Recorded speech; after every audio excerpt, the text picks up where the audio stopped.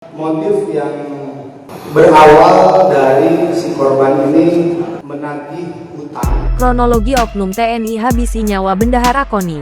Tak terima ditagih utang 300 juta rupiah. Misteri pembunuhan pria dalam karung yang ditemukan di bawah jembatan dekat Curug Arca, Desa Sukawangi, Kecamatan Sukamakmur, Kabupaten Bogor, akhirnya terungkap. Tersangka pertama atas nama AK otak dari kejadian tersebut.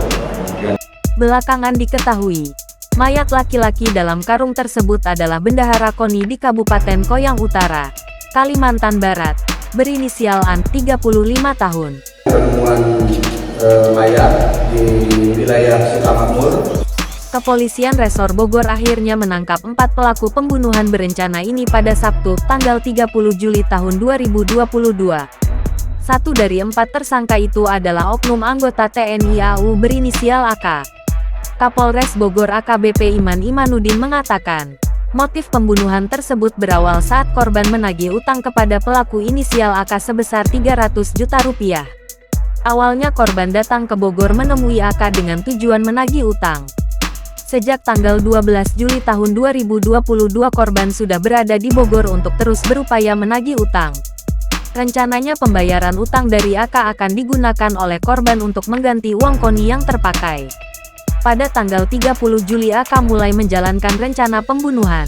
AK mengajak 3 orang pelaku A, 37, D, 37, dan RH, 25 untuk membunuh korban.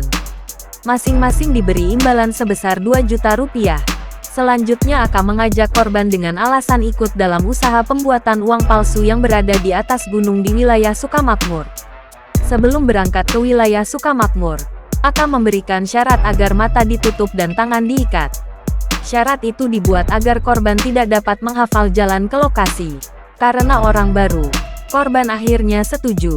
Selanjutnya, pelaku berinisial D menutup mata korban menggunakan baf dan mengikat tangan korban ke belakang menggunakan kabel tis.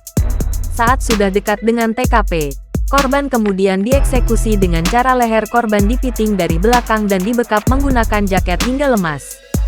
Setelah korban tidak berdaya, A memerintahkan RH untuk menjerat leher menggunakan kabel tis untuk memastikan korban benar-benar mati. Setelah itu, para pelaku melarikan diri atau berangkat menuju Tegal.